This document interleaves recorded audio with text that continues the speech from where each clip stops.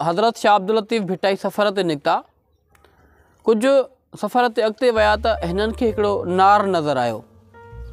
दोस्तों, नार पुराणे ज़माने में हिकिड़ो पाणी कढण जो ज़रियो हूंदो हुयो ऐं उन पाणीअ सां आबादी कई वेंदी हुई ऐं उहो नार खूहनि मां पाणी कढियो वेंदो हुयो हिकिड़ी पुलीअ जे ज़रिए।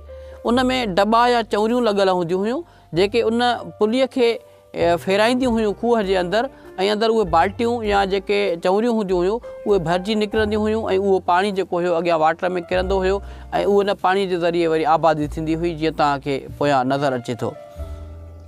त उन नार जूं जेके पुलियूं हुयूं उन्हनि में जेके बाल्टियूं या चौरियूं लॻल हुयूं उन्हनि मां हिकिड़ी चौरी हुई अहिड़ी जंहिंजो तरो निकितल हुयो, ख़ाली बसि फेरा पई ॾे।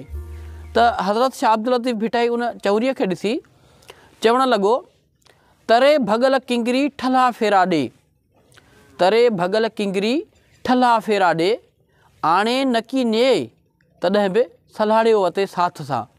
हिते हज़रत शाह अब्दुल लतीफ़ भिटाई रहमतुल्लाह अलैह जो चवण जो मक़सदु हुयो त जॾहिं बि तव्हां साथ में आहियो, जॾहिं बि तव्हां मुतहद आहियो, यूनिटी में आहियो, जेकॾहिं तव्हांजी का हैसियत न बि आहे पर जेकॾहिं तव्हां गॾु आहियो त तव्हांजी हैसियत यकीनी आहे।